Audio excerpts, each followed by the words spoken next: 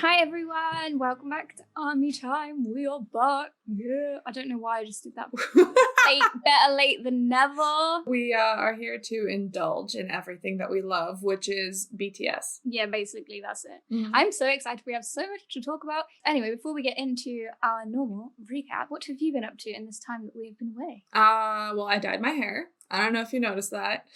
I had no idea. And I promise anybody watching this, my hair is purple. I don't know if you can tell. But yeah, it just looks blue. Yeah, I don't know. This camera's weird. But yeah, it comes across as blue and the ends are purple, but it's actually purple and then like a purplish pinkish color because I'm slowly trying to get it back to like a raspberry color. Yeah, so I did that. It looks great. Thank you. BTS style. And you also fit our layout, so nice. Yeah. You've been working on an interesting video.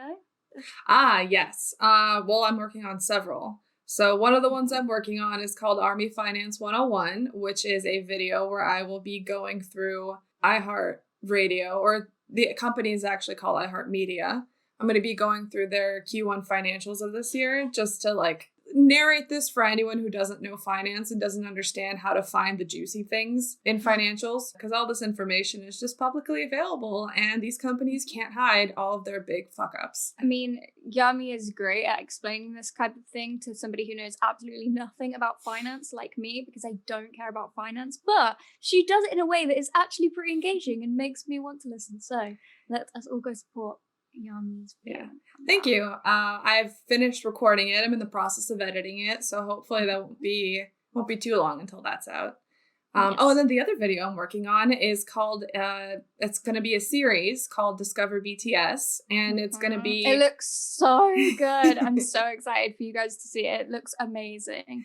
Yeah, thank you. It's going to be a bunch of videos to help new ARMYs understand BTS, the content that's available to them, where they can find the fandom, and, you know, all the little bits and pieces and everything that we wished we had known. I don't know about anybody else, but when you first became an ARMY, did you have that time where you like Googled things and you were like, what are all of like BTS's albums, or like what shows are they on, or like what interviews do they do? Because this is a lot and I really have no idea what's going on and I need somebody to tell me. And if you Google you usually get like amino lists. Yes, just random lists that which like have mean nothing. Which have horrible like graphics, and you can never understand what's going on because there's like 80 different things going on an amino page, and you're just like, I'm gonna stick to YouTube and see what the hell comes up. Yeah. But yeah, it's gonna be great. So I'm really looking forward to that one. Yeah. Yes. What about you, Billy? And you also played games with me. I did. Oh yeah. We played through Until Dawn, where Billy... It's a horror game. Yeah, it's a horror game where Billy was the one piloting and I was watching, and it's like a decision-based game, kind of like a choose-your-own-horror story, which seems horrible in hindsight. Like, hi, you want to pick everything that scares you? We're gonna put this in this game. Enjoy. And then you have to survive, make as many characters survive as you can. Until dawn. Until dawn, yeah. And it was fun. It was so much fun because we like connected our PlayStations from across the world, which is pretty damn cool when I think about like technology and how we managed to do that. I could even give you my controller if I wanted to, and like you could play through my PlayStation in a different country. Yeah, anyway, that boggles my mind. Mm-hmm. Although I will say that the stupid share play is temperamental, and I would have my Ethernet cable connected. And it wouldn't work. And then we would both switch to like phone, like mobile hotspots. And it would be like, okay, you can connect now. It would be like, how is this a stronger signal? It's like 1/3 as powerful. Yeah. I don't know technology. But we played through that in like 3 days. I think it was like 10 to 11 hours of gameplay. And we were just like, you want to play more? You want to play more? Yeah. And we just kept playing and playing and playing until we finished. And yeah, that was super fun. Yeah, because we shit talked. Like, we played a horror game, we were just shit talking everything to make it less scary. We made fun of every character, called them every name under the sun, and then we still would have jump scares and freak out. Yeah, and then like, well, that was just the stupidest thing you've ever done in your life, wasn't it? Also, I have something to show the camera because I'm so happy about this. Oh, it's the It's my vinyl. Oh, that's awesome. Have you played it? How does it sound? No, I haven't played it yet because I'm moving house and everything is everywhere and I'm trying to go through things and box them up and everything. And I have my record player, but I can't find the cable for it. And I just have like a shit ton of cables lying around the house and I don't know which one is which or where it is. So I haven't been able to listen to it yet. You can't just like pop some batteries in there? No, it plugs into a socket. Oh, okay. So that's awesome. What about you, Billy? What have you been up to besides the stuff that we've been doing? I have been moving house. I've been very busy doing that. Just getting everything together, playing games. I've been cooking. I don't really know what I've been doing. I thought about it before we started recording this and I was like, oh yeah, this is what I've been doing. And now it's all just gone out of my head. So. You know, I usually hate that question. Like one of the typical questions you get when you go back into the office after a weekend is like, oh, what'd you do this weekend? And my answer is always like, I don't remember. Yeah. Anyway, let's move on and start our recap. Woo! Let's talk about all things BTS. First of all, we had the Stay Gold music video, and then we had the release of Map of the Soul 7, The Journey, with Your Eyes Tell as the other new track, which JK co-wrote. And he also helped produce the outro as well, which I love. the outro so much. We'll get into the Mhm. music more later, but starting with Stay Gold music video. That music video is beautiful. I think this is what they were intending, but who knows? I interpret it as like the fact that we're all at home, the idea of like it's not as fun when you're in this like kind of sad place. And then what you wish it was, which is where you could be outside with your friends having a good time. And I love the cinematography of their music video and how like it was like dull and drab colors and then these bright, vibrant sets that are just honestly an eyegasm. I was so happy. And the music, it's been stuck in my head over 30 days now. Like since it came out, I listen to the song at least once a day. I'm losing my mind. I can't think of anything else. Yeah, no, the music video, I agree with you. I think it was very like, I don't know, it was a very big contrast between things. But then I'd also add like when we had that scene in like the meadow type area, it felt very whimsical and dreamy, and it was almost like daydreaming from a different place and wishing that things were beautiful and lovely. But it's like you say, in terms of the like the cinematography of their music videos, they just get better and better. Like I watched their videos, like especially Stay Gold, and I was like this is better than how I see. Like, this video is shot better than my eyes can see, and I don't understand. I That's why I just was very impressed. I wonder who I didn't look at this, who the director was, because the cinematography, Lumpins, whatever the name is. Yeah. It's just, it's so well done. It's such a way of it's like a different interpretation of the song, because if you listen to the song by itself, like the song is kind of saying like, even when the world is hard, like stay gold, stay happy, like be the best you can be, right? And then you're like, okay, that's a great message.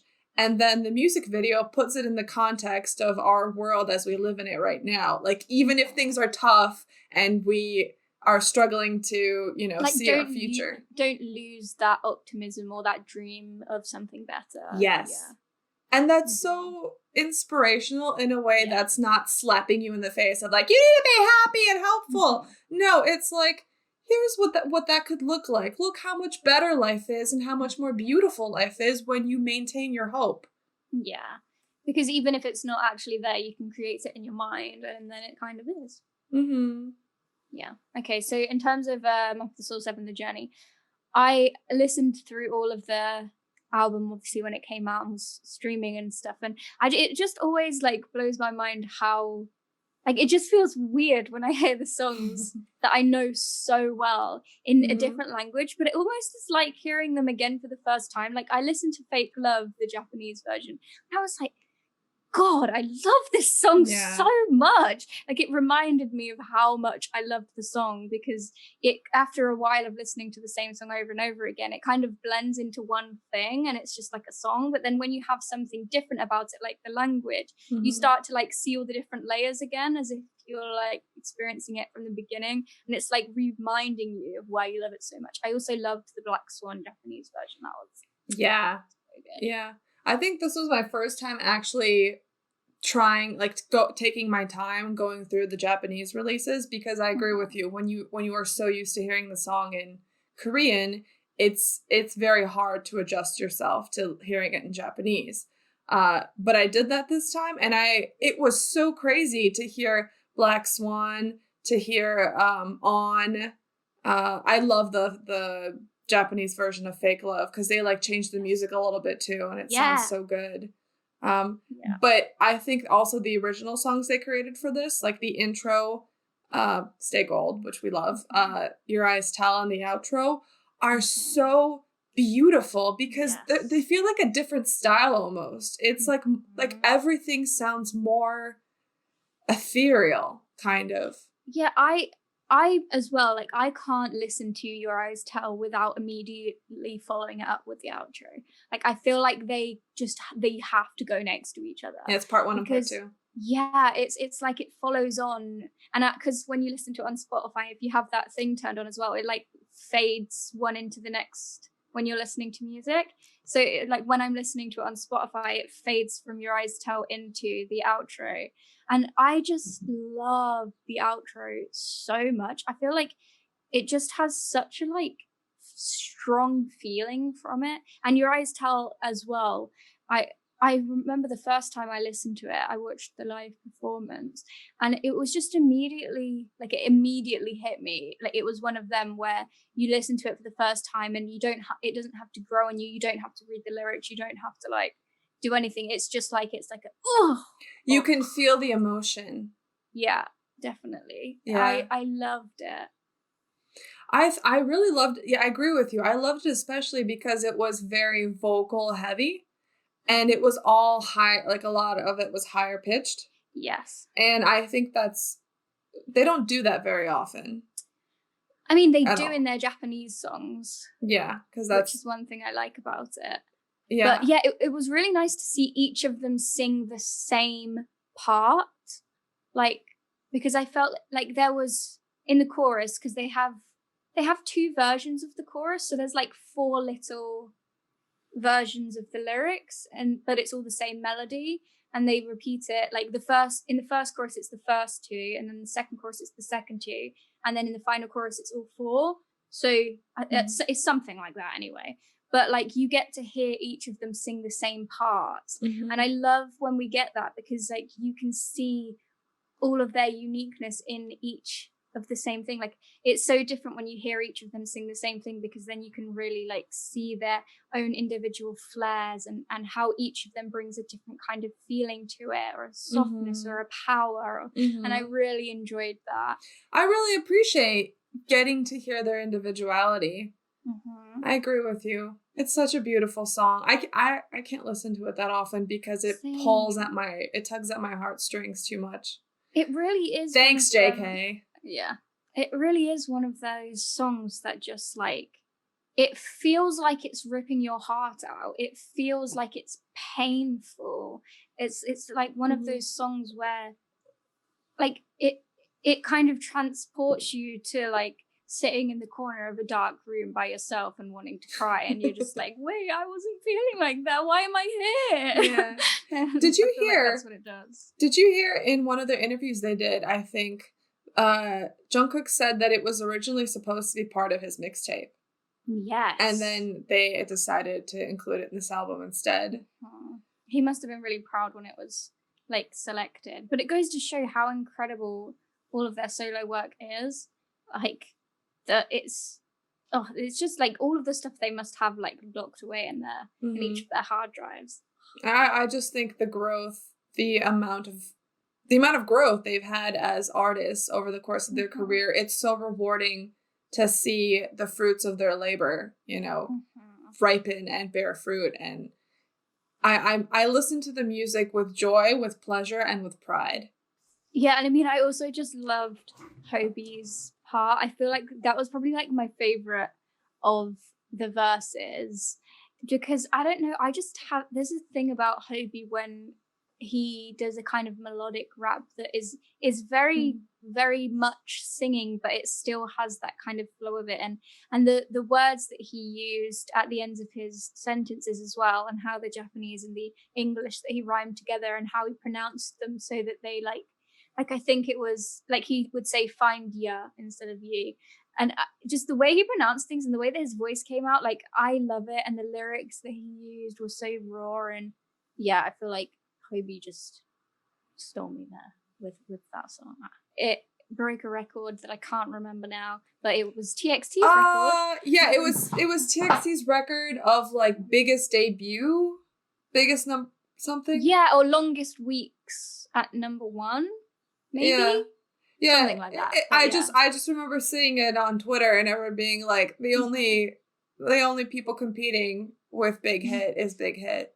Yeah, I just saw it and it was just like, it was so sweet, because like the mowers were all like, oh, congratulations, we'll try really hard to beat it next time, and I was like, yay, we'll support you, I hope you do good. And it was so cute and adorable, and how all interaction should be. And I love TXT, and I think mowers are really cute too. And yeah. What's the next topic? Okay, the next topic is, we had my wonderful Taehyung, the love of my life, the man of my dreams, the most talented, special person who ever existed, ever. He released a snippet of a song from his mixtape, and it was... It is And it's in all English. So, and we'll get there. Let's just listen to it. Mm-hmm.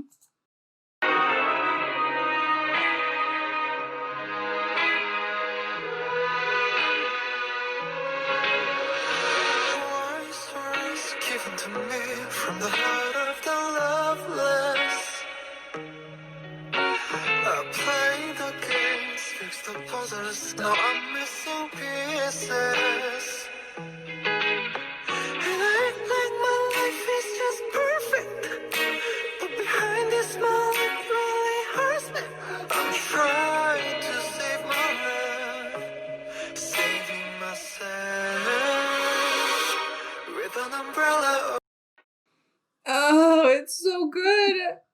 It's so good. Listening to that, I was gonna say, I think we're about to say the same thing. Listening to that snippet makes me want to hear more. Oh, okay, no, but yes. No, what were you gonna say?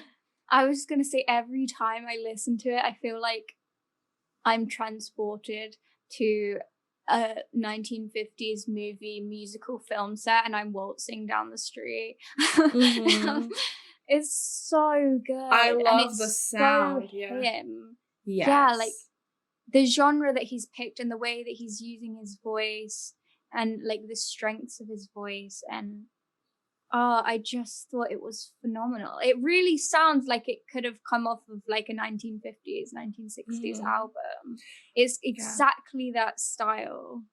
I think I really enjoy seeing him experiment with music from a different time, not just focusing on, hey, what's trendy right now? What is the music that people want to hear? Instead, it seems like he's more exploring the sounds that he likes and that attract him. And when you hear it, that is why we can hear his identity in the music that much stronger. And that's, I think, in part why we like it. Oh, yeah, definitely.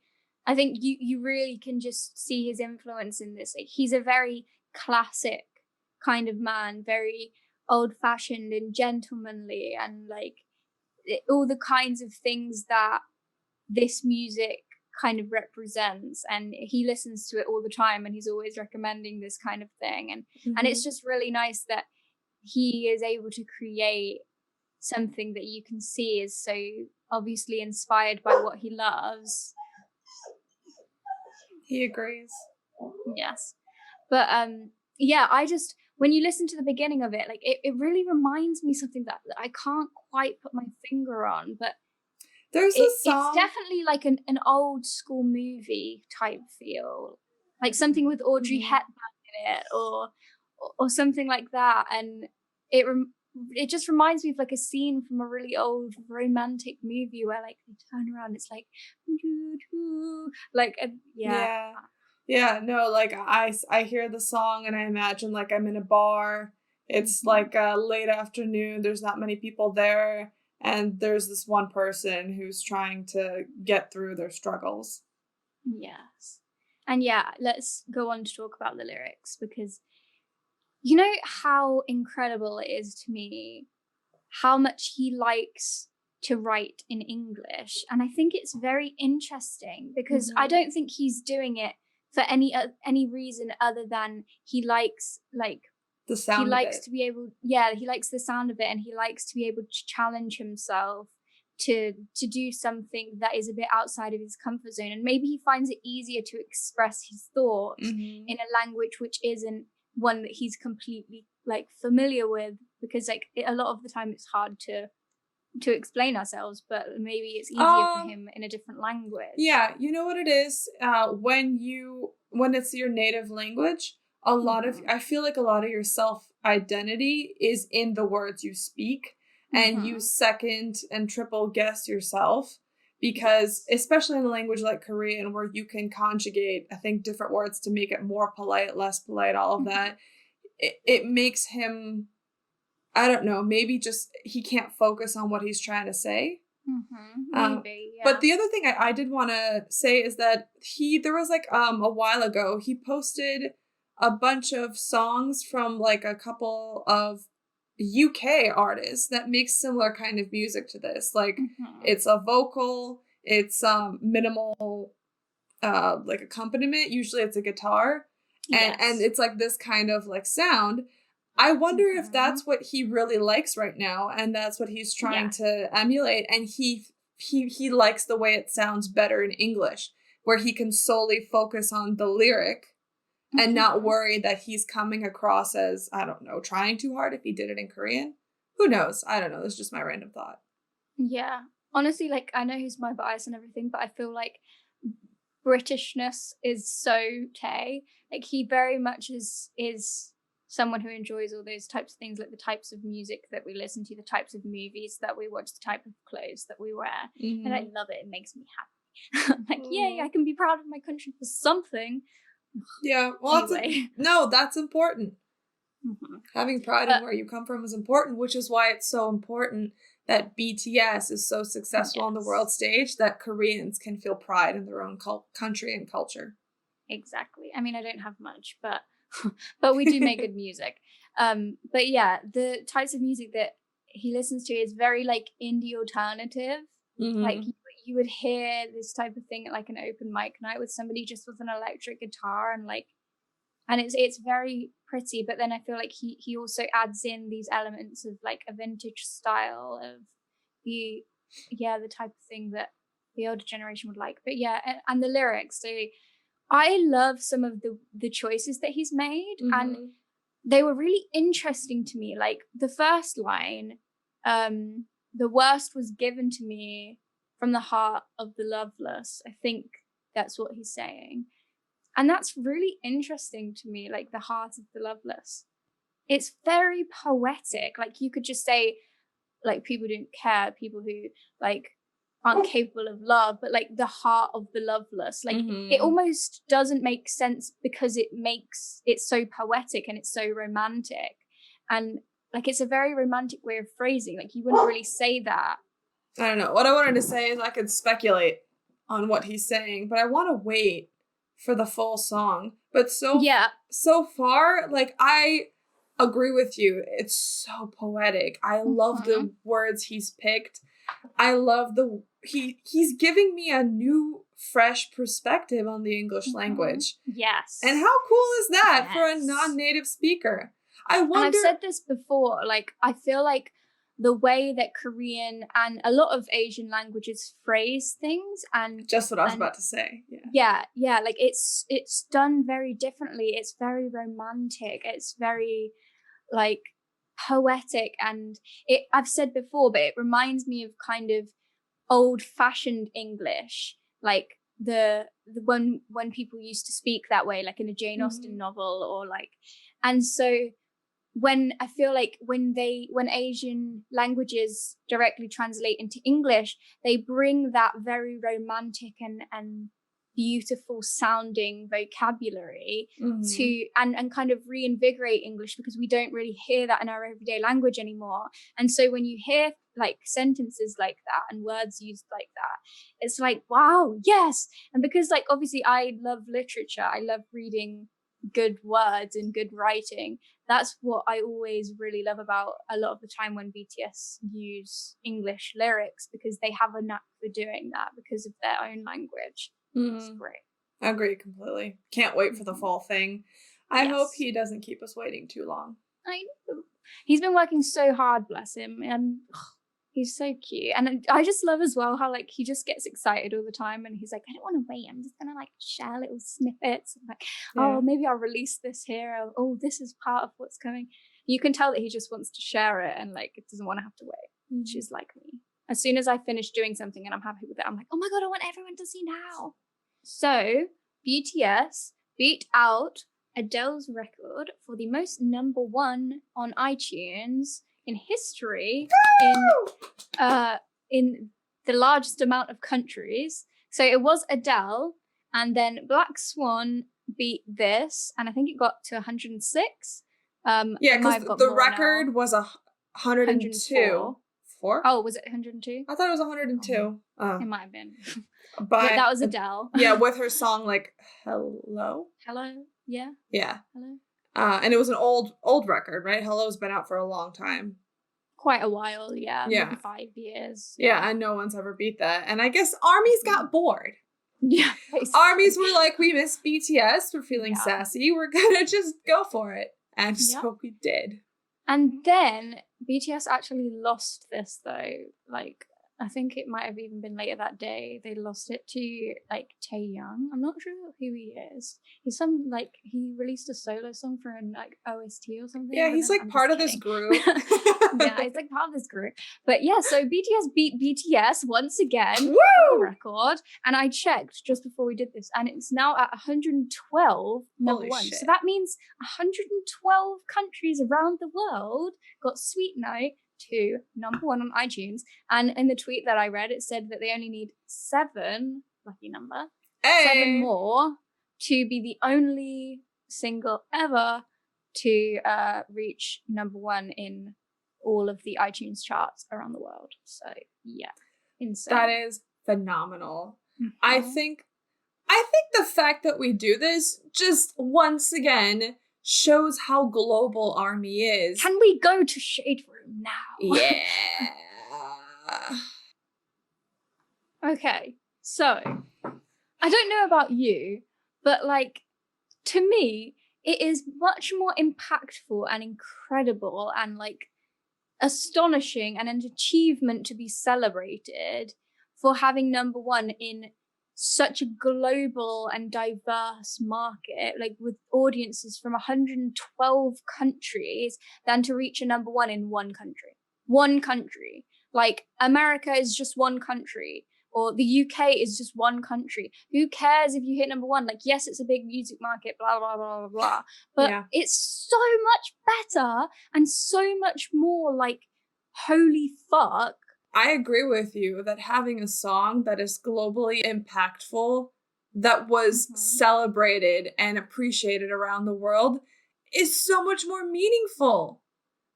That means that out of all the humans who exist on this planet, a majority of them like your song. Yeah, and like at the end of the day, like all of those people that are like, we need to promote better in the West, we need to do all of these things.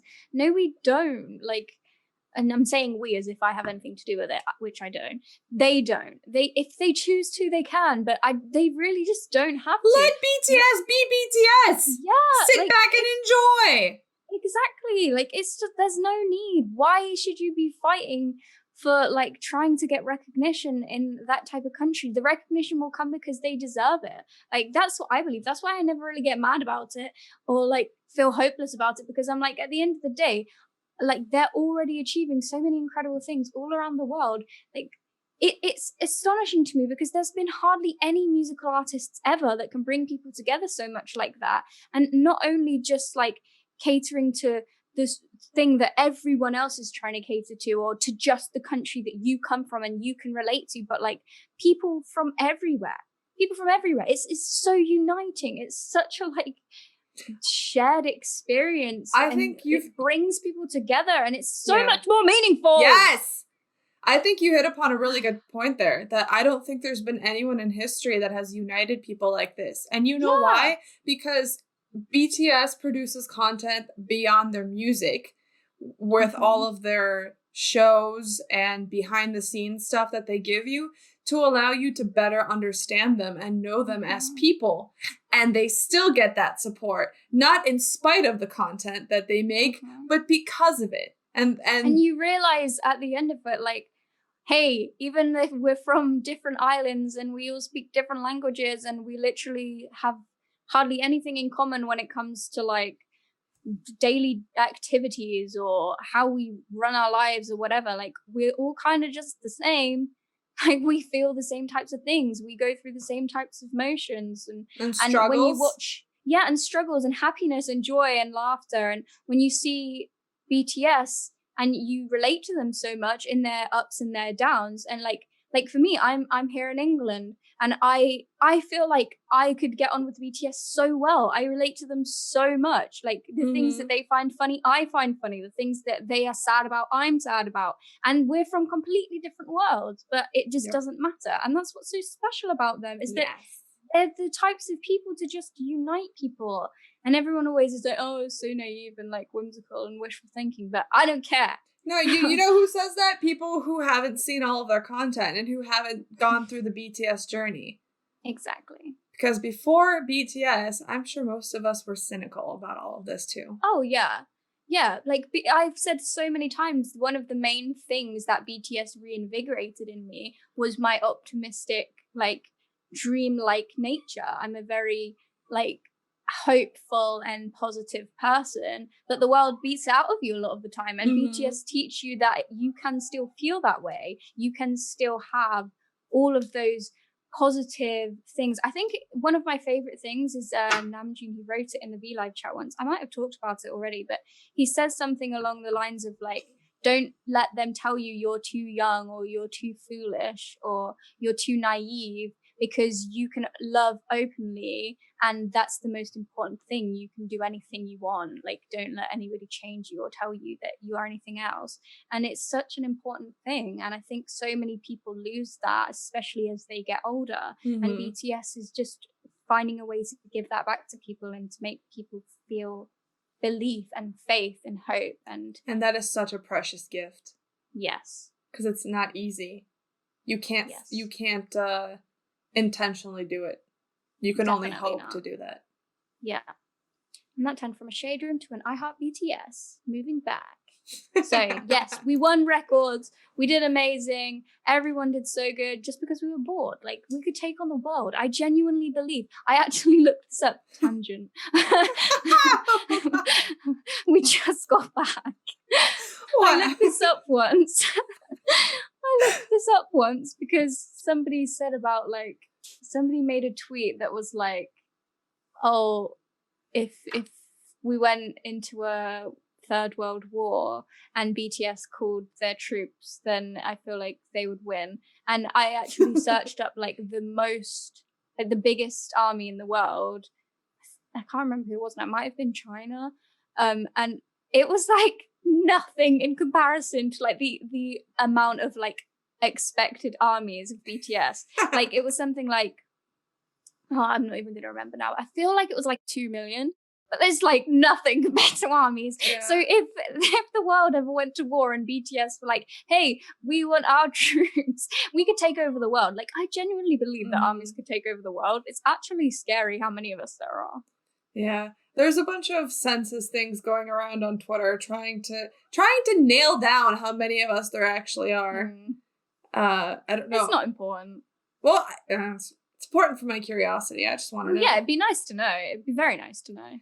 I know there's a lot because we buy a lot of BTS albums. And we get a lot of numbers, and yeah, the seats sell out pretty damn quick. Fucking 20 minutes. Yeah. So anyway. We breaking records as usual. Next news. Do you know what the next news is? No.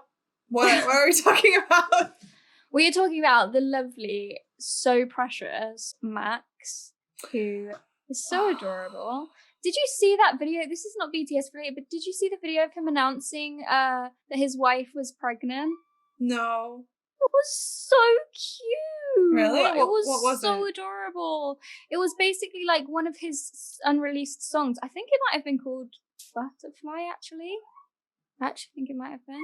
But it was one of his unreleased songs, and then it was just like video footage of him and his wife telling people like over FaceTime that they were having a baby, and then like the sonogram and like just really cute images of them. I really like Max. Disclaimer, I didn't know anything about him before his feature on D2. He was in a Nickelodeon movie that I watched when I was younger, but I didn't know it was him until I found out, and then I was like, oh my god, that was Max. Anyway. Yeah. So I didn't know anything about him, and I went into it like, okay, who are you? And he is so endearing. He is so adorable. He is so easy to like, and he's so I love that he writes in all caps, and most importantly, I love how supportive he is about Yoongi's music, BTS, and ARMY. I love that he's been interviewed by the guy from the Grammy Museum. I forget his name. And he made a point to talk about how ARMY is real and understands when people are faking being interested in BTS, when people are trying to abuse BTS's popularity for their own gain, and that we appreciate honesty and sincerity. And so when we see him being honest and sincere, we've been trying to fucking drown him in our love. Oh and my I God, love in it. love.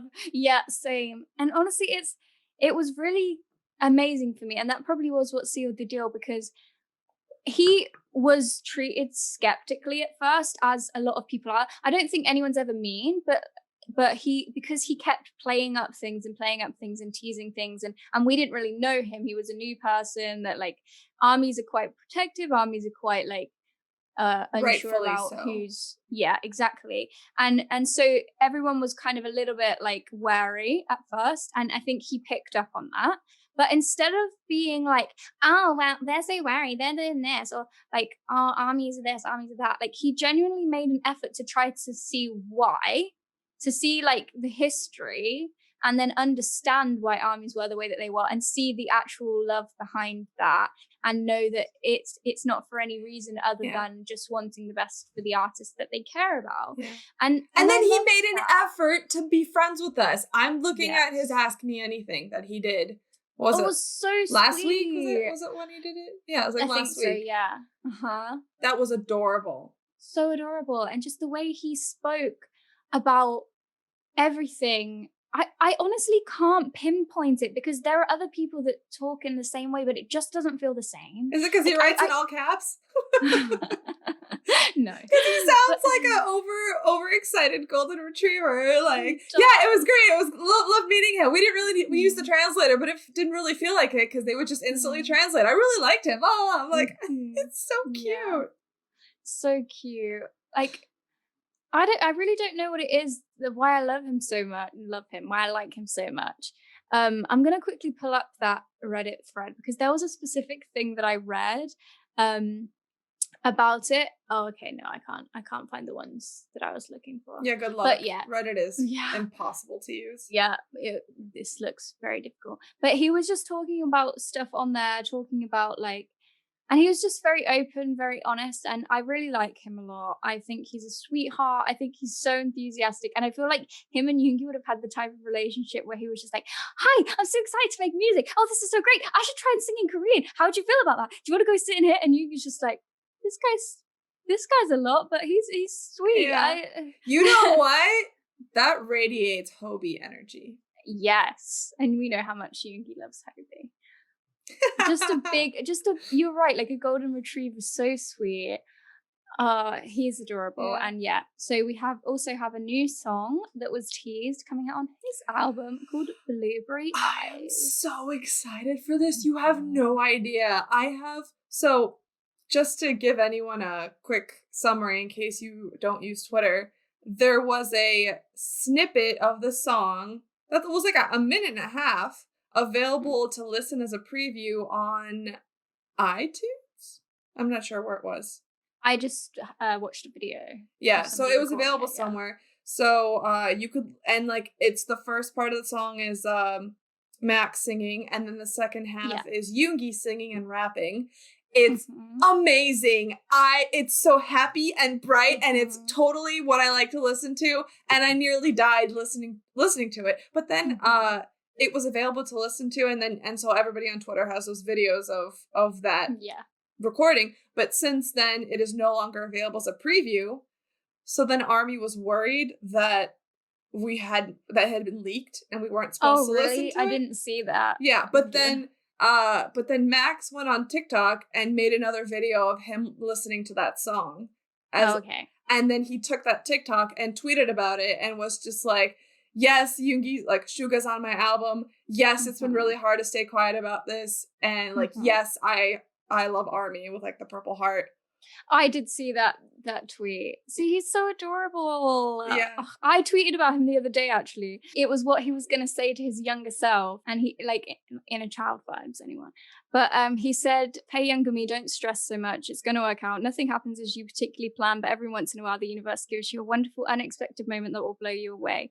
You're going to be proud of the music you make. You're going to meet the love of your life, and those other relationships you have will just make you even more ready to treat her like a queen. You're going to be a girl's dad someday, which you always knew in your heart you wanted to be more than anything. And you're going to collaborate with one of the coolest people and artists in the world, which you'll talk a little bit about in your first Reddit AMA. It's all going to work out, man. Just stay focused and present. The fact that he included collaborating with Yoongi in terms of his career dreams, achieving that, meeting his wife and having a child, and then he included Yoongi. My heart, like, that is so sweet.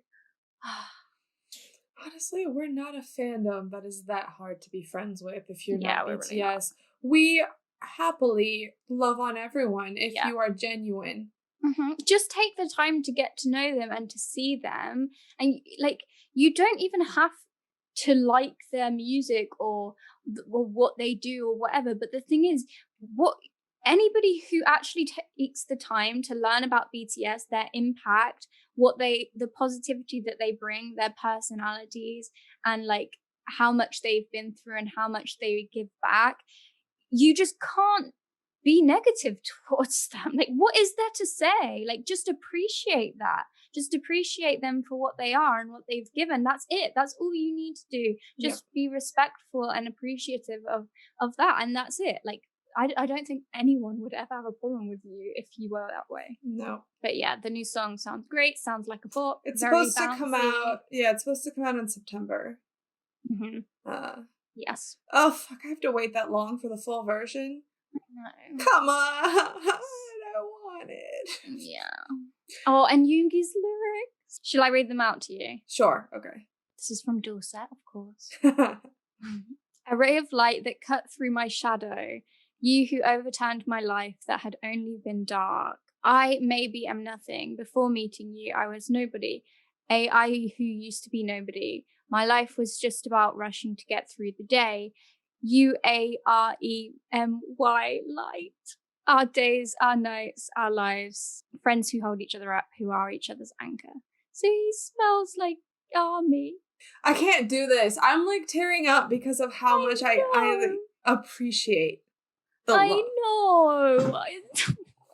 It's too sweet. Like, I won't go too far into it because I will get really emotional as well. But the fact that on a collaboration with another artist, he talks about like the one who like saved him and is there as a comfort to him, and that's his fandom. Like on a music piece with a different artist, and it's still about us. Yeah. And people wonder why we're I don't so deserve devoted. their love. I don't deserve it, honestly. Like, what did I ever do to be loved so much? Makes me so happy. Love makes the world go round. BTS is the proof of that. The next news is... Hold on, I just want to interrupt you really quick. The flowers behind you are right above your head and they look like a crown. Oh, yeah. I look like a fairy princess. Yeah, I like it. It's like a flower crown. Oh my god. Hey. Flower crown. Woo! It's like a light up tree. Oh yeah. Why isn't it lit up yet then? Wait, shall I turn it on? Yeah.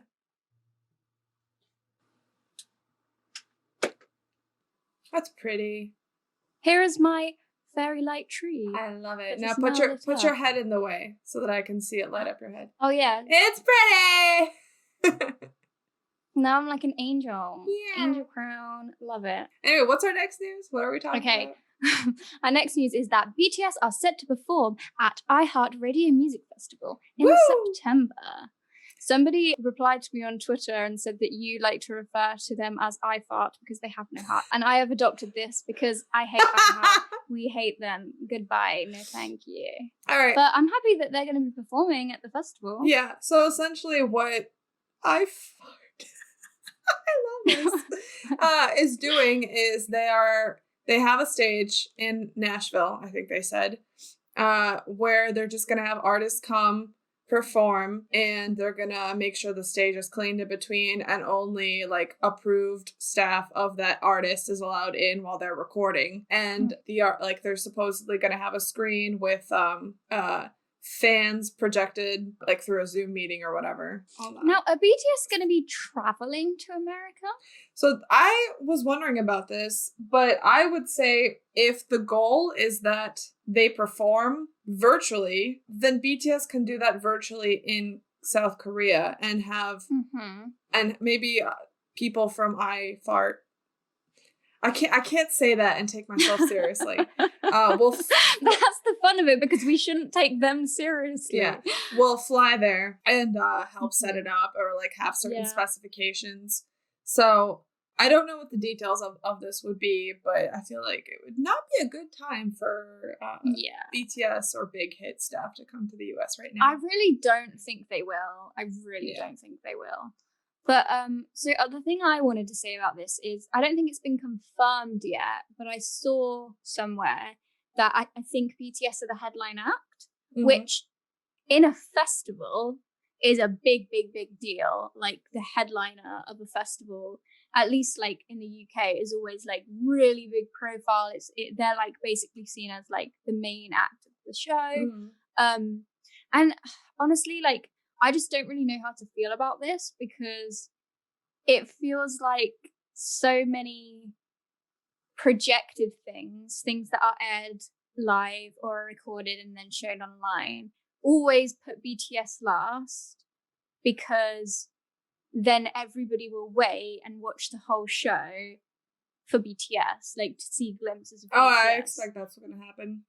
That's why I think that they got the headline in it. Yeah, well, and it really bugs me, because they deserve the headliner spot. They are the biggest artist globally, and they deserve the headliner spot. But it's annoying, because I feel like I can't celebrate it properly, because it feels like they're just using them for viewership, and then most of the people that could have like watched them and may not have known them if they were, say, put 3 from last, like, and other people might have watched them, they'll like tend to just turn off after they see the people that they want to see. So then BTS doesn't get any exposure, and they just give overviews for nothing. And I mean, I don't expect anything more from fucking iHeart, because what the fuck do they do for anyone but themselves? So I go into this in my Army Finance 101 video, where I looked through where does iHeart make their money from?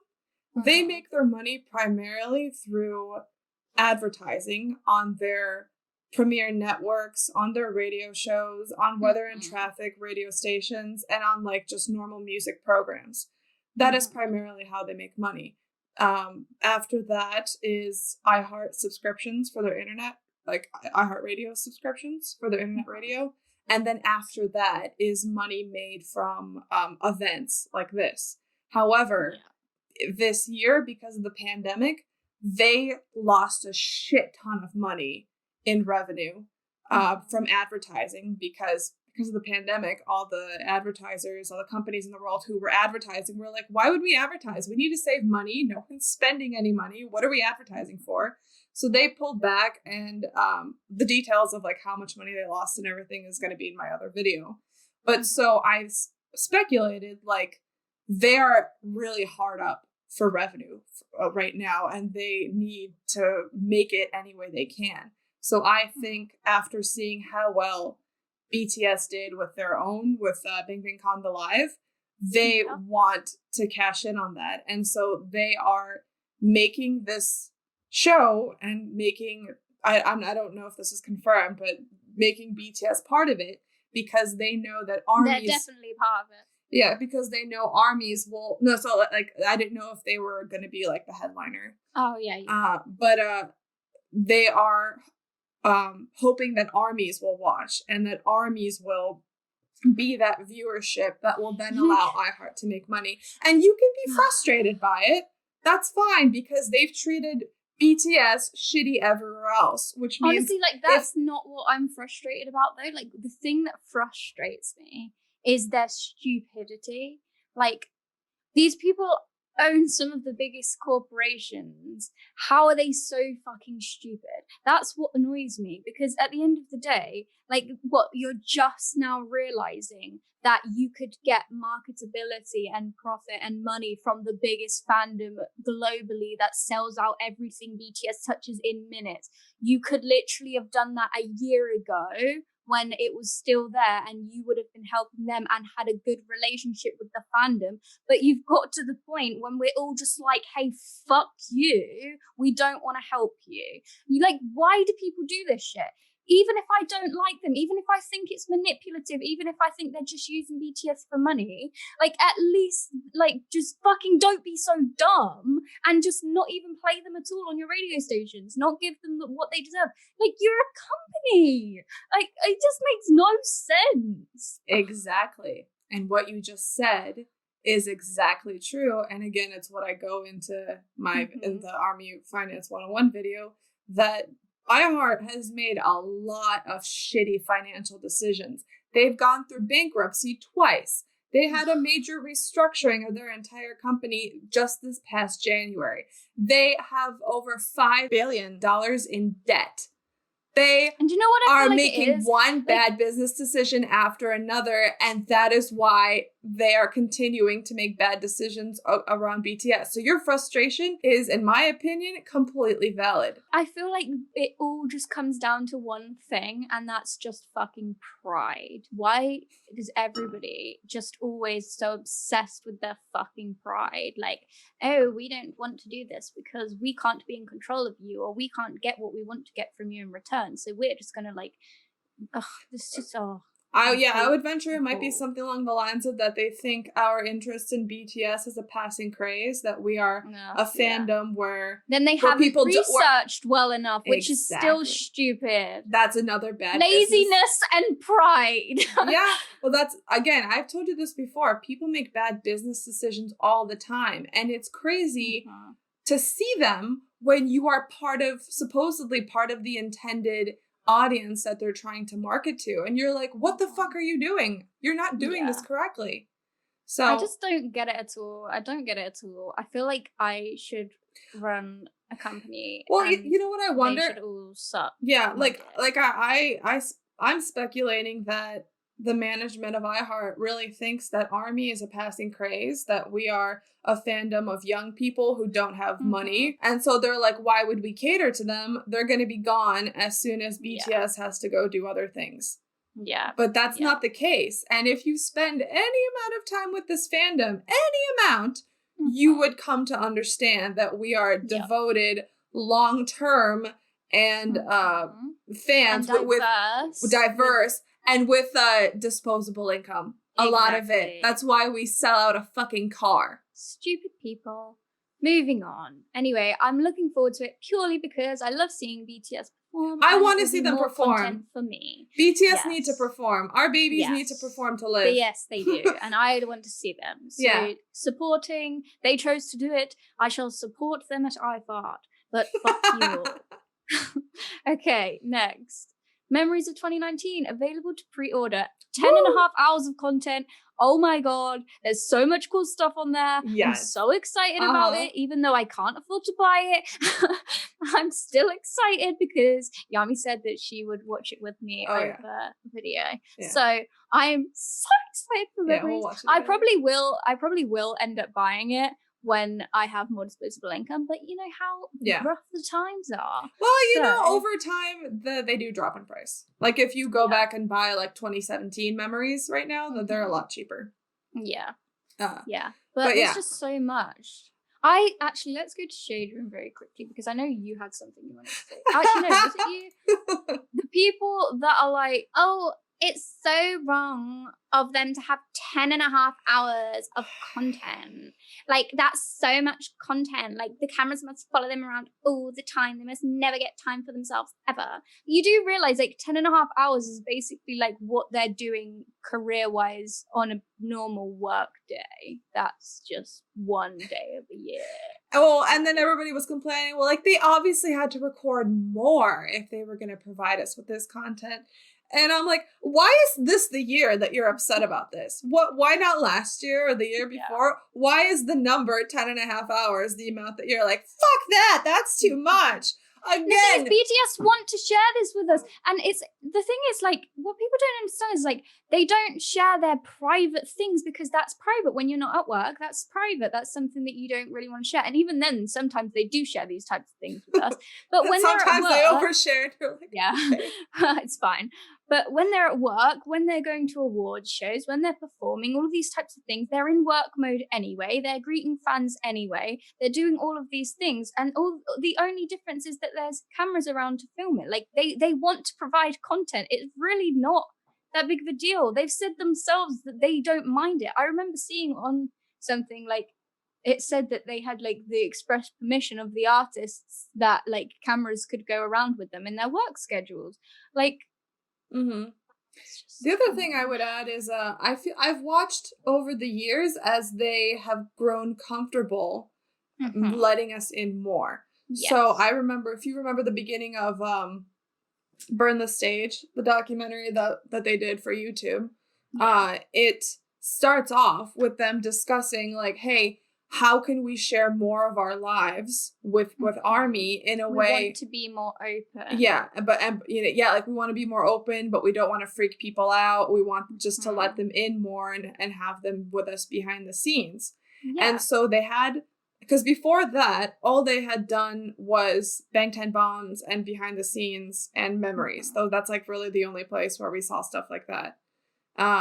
And then they summer packages, you know. Yeah, but it's yeah, I guess, but it's still not a behind the scenes. Like I think a docu series is more of a behind the scenes, and they had all those long interviews. And then when we got to you had the movie for Burn the Stage, and then we had Bring the Soul movie and series. We got in even deeper. We saw all their injuries and how they suffer for their art and how much they sacrifice because they want to be the best they could possibly be. And then we got even deeper through Break the Silence, where they revealed to us all these things of like how they had struggled not to disband, the things that they, worked through. Like they have gone step by step closer and closer and closer every year. And they have decided, yes, we're okay showing this. We showed it and ARMY's reaction was positive. We enjoyed it. Okay, how much more can we show? And again, I feel like it's just partly like not thinking things through when people say things like this, because at the end of the day, well, yeah, it is kind of stupidity, because at the end of the day, like if you're saying all of these things and you're having issues with what they're doing and blah, blah, blah, blah, blah, like I don't want them to film this much. I don't want them to be sad. I don't want them to have these things. You're putting pressure on them to not be able to be themselves and to not be able to make their decisions, which therefore means that they feel less like they can be happy and that they can be vulnerable and seen. Basically, the more you just leave them to it and let them make their own decisions and just support from a distance as you're supposed to do, then the happier they'll be, because they can be themselves. They can make their own decisions. They're not pressured. They're not constantly watched. And, oh, well, what does this mean? Well, what does this mean? Oh, are they okay? Are they okay? Take it for what it is. Exactly. And appreciate that they wanted to share that with you. And don't start conspiracy theories that they are being abused. The thing is, when people do things like this, like you're the one who is controlling them. You're the one that's forcing them to not be themselves. And that's the irony of it. Like, you literally sit there complaining about how the company or this or that is controlling them. They can't be themselves. They have to suffer.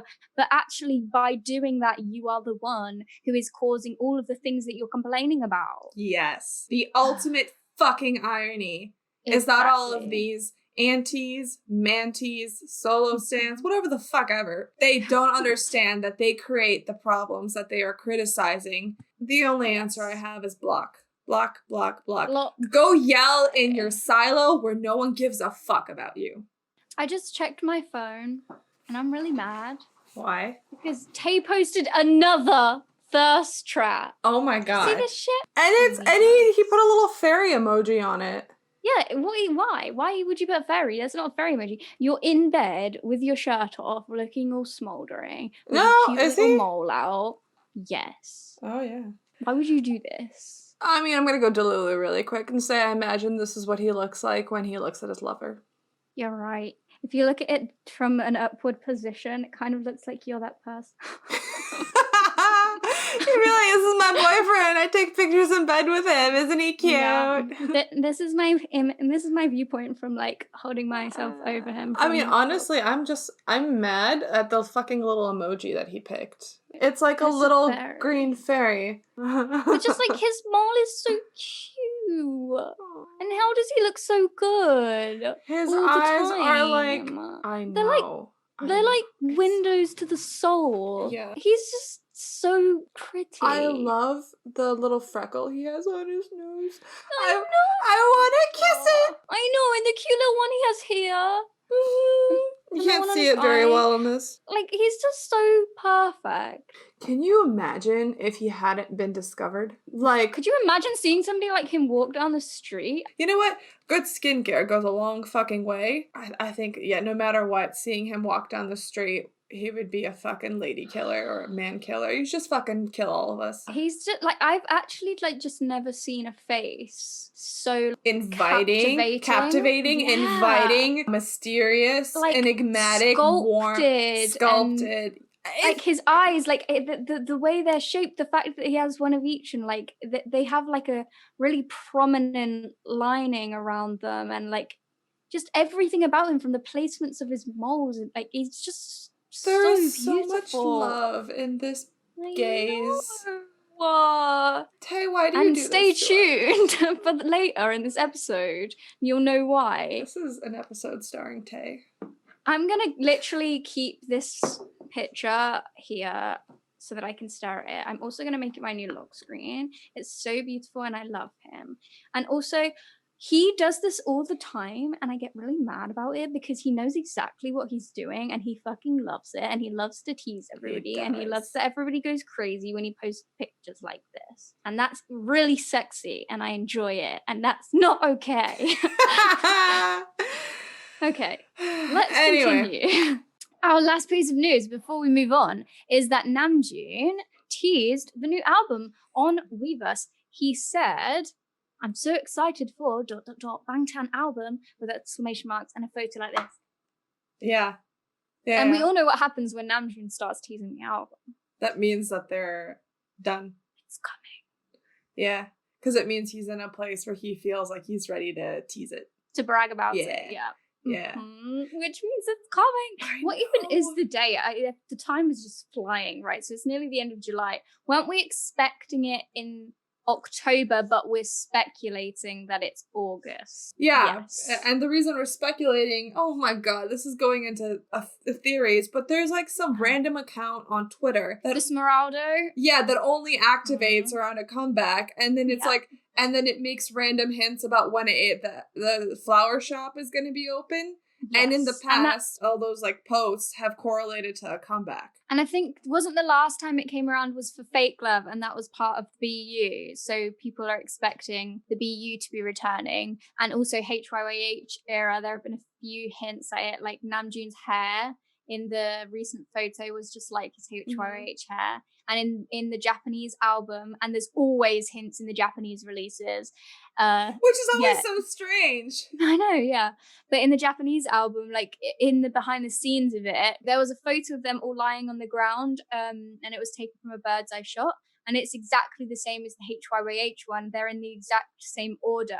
And then you can see in the background of the shot that they have the HYYH picture there so that they can get it exactly the same. They can like mirror it. Yeah, we're getting Bangtan Universe. I know that everybody's in a frenzy. So whenever BTS post anything, everybody is trying to find meaning and references to the comeback in it. And like, I get it. Like, I get that you can't stop and just, there's too many coincidences. And then you have other people who are like, stop overanalyzing. You're getting into it too much. But like, if I was BTS and I knew that people were hanging on my every word, I would fuck with people. Just because I could. All the time. Yeah. And like, even if it wasn't supposed to be like officially a teaser, I would do things that would very quietly relate, because you know ARMY will figure it out and freak out over it, and it would just be so fun. Or even like make things seem like it's a teaser, but it actually means fucking nothing. It's like you'll slowly like slip something into the shot, and then everybody will be like, "Oh my god, there was a rubber on it. What does that mean?" And then it's just nothing. Yeah. It's like Namjoon, he posted a sketch pad. This really pissed me off. I didn't understand it. It was a picture of it. What from what I understand of it, I think there was a lyric page where he'd been writing lyrics, and then there was a sketch pad on top of that where he'd been drawing something, maybe, because it looked like separate things. And then he put the like cover of the sketch pad on the top of all of that, so you could see kind of that he was drawing something and he was writing something, but he covered the whole thing. And just don't post it all, Namjoon. And it's so annoying. Didn't one of the other people comment it? Like Jin commented on it? And he was like, "What's this? I don't understand." Then he was like, "Oh, I know what it is." I think they're fucking with us. Yeah, that's what I mean. It's too much fun. So like, I both understand people's frustration with like, stop overanalyzing everything, but also it's their fault. yeah. They make it too easy to be like, "Well, I think this could be." Thanks for nothing, like, BTS. It's not like we already have to like wait for your stuff. Like, I have to wait until September for Blueberry Eyes. Like. My God, I'm not a patient person. I'm gonna fucking die. I'm not. But to be fair, time goes before you know it, and then you're like, oh wait, shit. Like when Map of the Soul 7 was announced, I was like, the time between when it was announced and when it came out just zoomed past. What I wanted to say was, do you remember when Namjoon was like posting screenshots of him listening to the album before it had been released and was like, haha. And all of us were like, I love you, I hate you, please never talk to me again. Like, fuck you, dude. Or like when they brag about hearing each other's work before it's released, and we're like, really? I would. Yeah, they're like, I've heard it. Yeah, actually, I'm so surprised. It's always Namjoon. It's always Namjoon. Remember when he had 8 before everyone else, and he was like, haha, I got to listen to it. Are you jealous? Always. And we're like, yes, we're jealous. Fuck you, using your privilege and then making fun of us for it. I love you. Why are you so mean to me? You know, I can't even talk because I'd be exactly the same. I know, and I think we all understand that, like, okay, it's relatable. I hate you, but I love you, and please give me the music. Now, more please. Please, sir, may I have some more? May I have some more? Okay, let's have a break, everyone. Be back soon.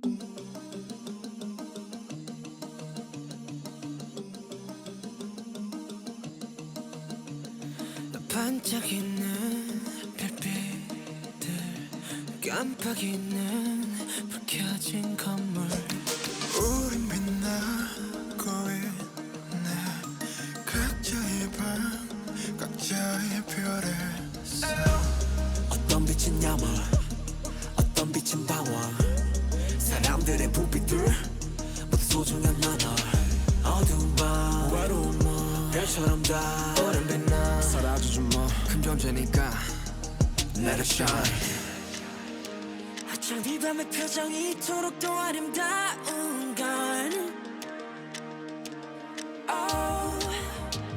저 별들도 불빛도 아닌 우리 때문일 거야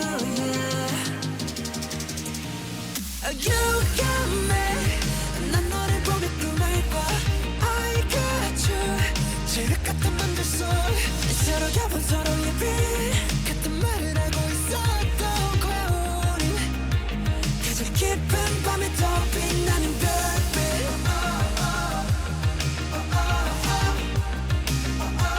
가장 깊은 밤에 더 빛나는 별빛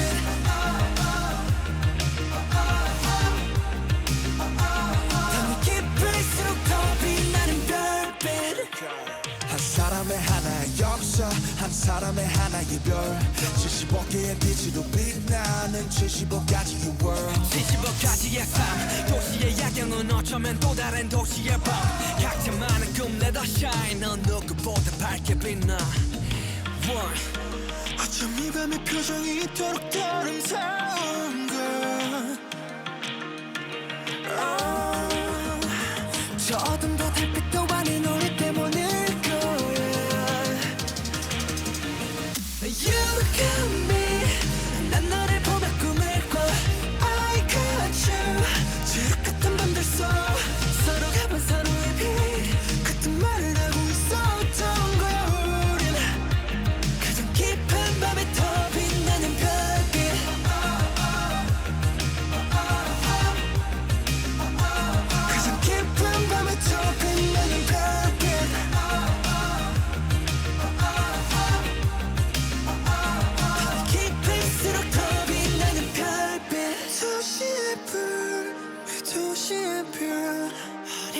그려본 밤 하늘에 난 떠올려 사람이란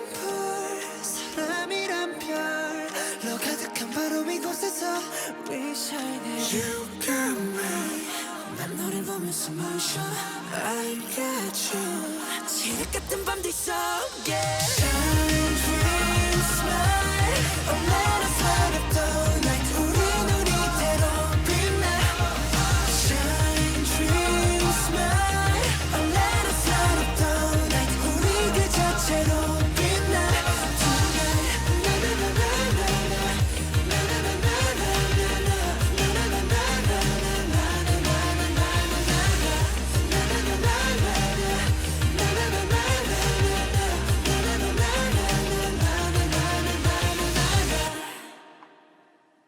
So guys, I feel like I have to do like these poses because we just didn't record the whole of Army Fun Time. Yay. Granted, it wasn't that funny. So Yeah, to be fair, we were trying to watch BTS memes. They But really weren't that great. part of the problem is that they're old. Like, Yeah. whenever people compile it, if you are an ARMY that, like, resides on Twitter, you see all of these in real time. Yeah, like I've already laughed at most of them. Yeah. So we were just like, okay. Like, oh yeah, I remember that. Oh yeah. Yeah. We know way too much about BTS. We could never be. I know. I think that's also, we had like a BuzzFeed thing of memes, and we were very skeptical about it because it's BuzzFeed. And to be honest, we were right to be skeptical because they didn't really do a good job. Yeah, it wasn't that great. And they were a bit old too. I mean, if you want to send us good memes, actually, no, I'm not a meme person. No, if you know. send us memes, by the time we record again, they'll be old. That's the Exactly. thing with memes. They're like a reaction or like an inside joke at a point in time to pop culture. You're so right. Memes are one of those things like the present that can never be captured. It's like fashion industry. As soon as you say that something is in fashion, then it's no longer in fashion anymore because there's no present moment in the fashion industry, just like memes. Okay, that was my big rant of educational information. Instead, we're just going to move on to talking about something adorable in ARMYheart BTS. We did have some fun time in Army Recap this week, though, so Yeah. you know. So talking about BTS is going to be our fun time this week, Yes. as it is every week. So what is our topic for ARMYheart BTS this week, Billy? Well, as you know, we started doing a new segment on the last episode where we asked for submissions from you guys about things that make you soft, about BTS, or make you love them, or make you happy. And last week we talked about our lovely Jiminy and how cute he is and the speech that he gave. So this week, shall we go to our next screen and see what it is that we had submitted? Yes.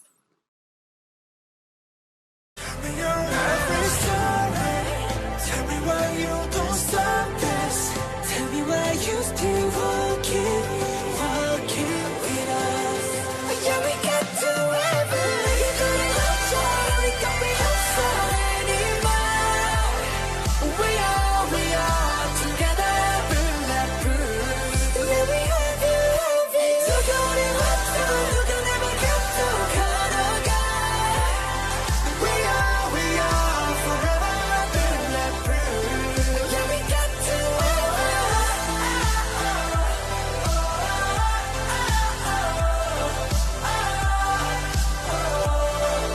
yeah, we have you.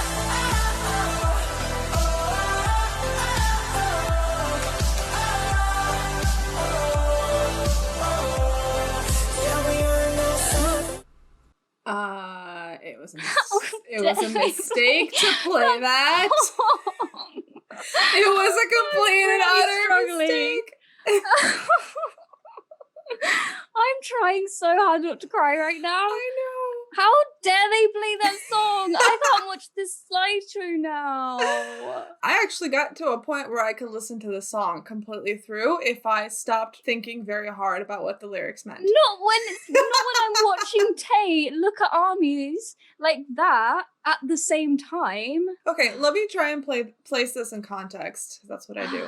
You have all of BTS, all before the concert, and during it, they are focused on their performance. They hear ARMY, and they hear the cheers, so they get auditory feedback that what they're doing is appreciated. They see people in the audience screaming and cheering, but they cannot register it on an emotional level beyond that because they have to be focused on their performance. That's just how performers are. So it is only at the end, after they've remembered and recited all of their closing comments, after they've wished everybody well for coming to the performance, and in those last like 10, 15 minutes, that they can actually appreciate their time with ARMY. And in those moments is when It's funny. I know, is when he takes the time to look at all of ARMY and just appreciate them. And for me, I think that actually takes a lot of will and mental strength, because if you've spent several hours focused on yourself, hearing the roar of the crowd, feeling the amount of people's eyes on you, and you've finished, it's very hard to like dial it back and just be yourself and appreciating things on an emotional level, because you've gotten used to being in the performing mindset.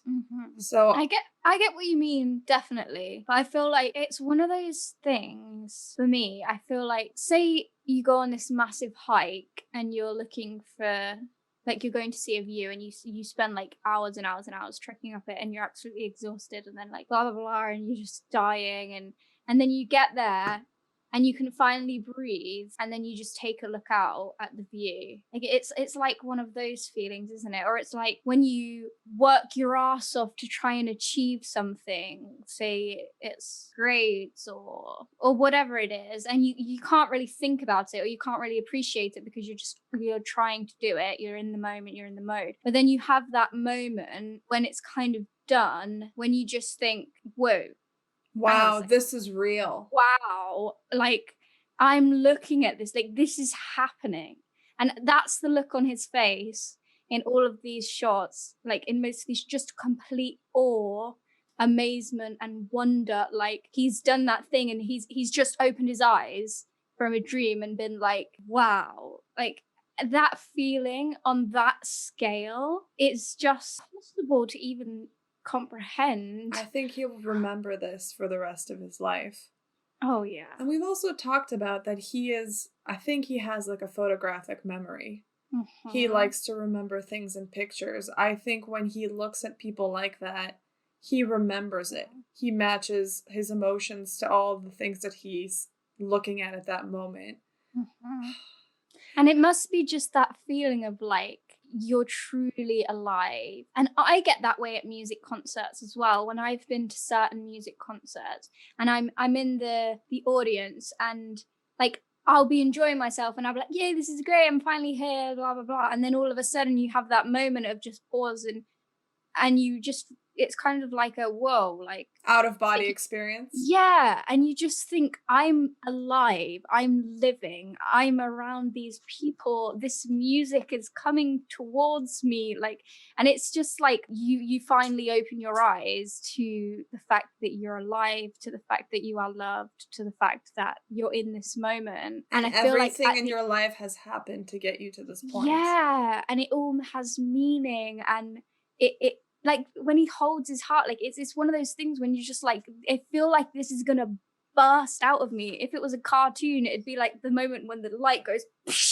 like just shoots out. Yeah. And I feel like that's how they must feel in that moment. And I think especially for someone like Tae, who is so ruled by emotion and by love, that something like that is just so completely like overwhelming, to the point but also fulfilling.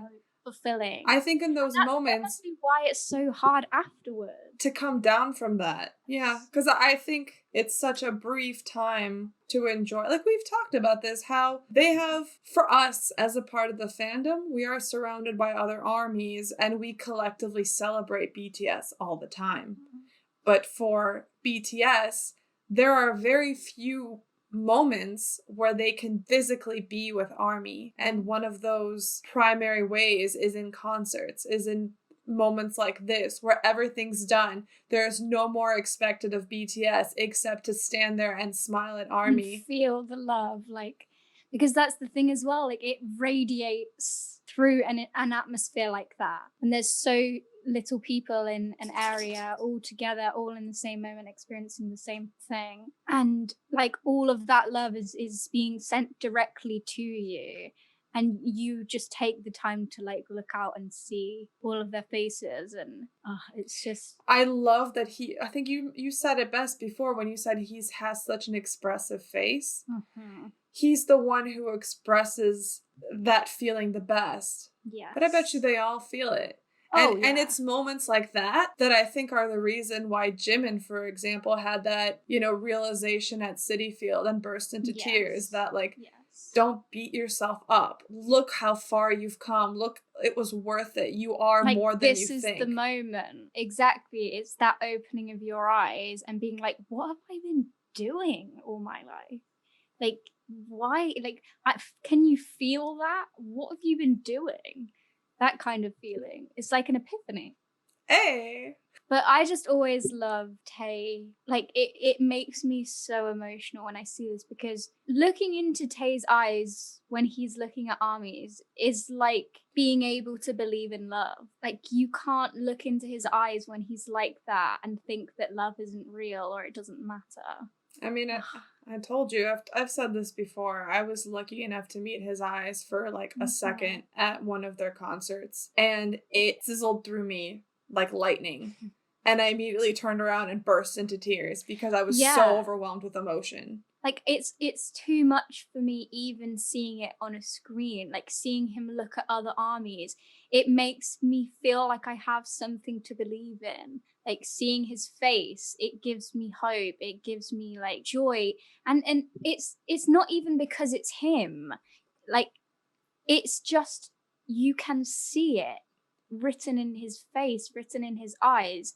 It's impossible to not see that and to not feel it and to not believe it. Moments like that are the reason that, again, so many of us are reassured that our love for these 7 men are returned, that our appreciation for them is returned, that everything we do, all the time, money, whatever else we give them is given back to us in double, in triple, in quadruple from them. That this isn't a one-sided relationship. This isn't one where fans are being taken advantage of. No, this is a symbiotic relationship where we both make each other better. And the fact that we both exist and have each other makes life better and makes it worth living. I honestly believe that there are not many things in life that really show you the beauty of being alive. And there are certain things that you can find that just remind you of what a joy and what a privilege it is to feel and to be here and to be living and to be appreciating this moment. And I feel like BTS teaches that just by being who they are. Like, they give you something to believe in. They give you something to hope for. More importantly, like, they just make the world feel less painful. There's hope with BTS. There's always a reason to keep going and to withstand all the hardships, because they can give you the faith that there is joy in your future. There is joy in your, not even just in your future, but there is joy in your pain, and it's okay. And as much pain as there is as much love as there is. And they make me believe that. And seeing Tae look at armies like that makes me believe that. I don't know, I feel like not many people would understand, but I feel like anybody who's watching this does. Tell me again how this is all fake and we're all being taken advantage of? Yep. You can't fake this kind of emotion. This is real, and it's beautiful, it's sweet, and it's something that is not even recorded officially. Most of the time, like we just saw this video, it's all fan clips. It's not available as something you can purchase from Big Hit. This is a secret moment, a private moment between Tae and ARMY that armies share with each other, because you know that if he's looking at those armies, it means us too. Yes. It's something that will never be able to be explained. And I say this so much when it comes to BTS. I feel like the types of things that they inspire, the types of feelings that they inspire is something which you just cannot describe with words. It's pretty much impossible. It's a feeling. And if you do, it sounds cliche. Yeah, exactly. But when I look at these types of pictures, when I look at these types of images, you're right. Like, how could that ever be considered anything other than what it is? I think we go through life seeing so many imitations of what this should be, this kind of sincere emotion, this sincere kind of friendship and love and connection between people in all other forms of media we consume, books, movies. People just grow to accept, like, oh, okay, it's always gonna be a little bit fake. And then you get these 7 extraordinary men who did the very hard thing of learning how to be more honestly themselves. And the payoff to that kind of painful vulnerability is the bond that we have with them, and that you cannot explain adequately to anyone outside of this fandom. It goes to show something, in my opinion, when people from across the world who don't even speak the same language as me, who I've never met personally and pretty likely never will, can make me feel more important and more loved than some people around me in my life. It just goes to show the impact of something that is done with sincerity and that is done with just the pure goal of connecting with others and with making others feel loved and with feeling loved yourself. I agree completely. BTS make the world go round, and we fucking love them. Soft hours. Let's end. All right. Bye, guys. Have a good rest of your week. Bye, everyone.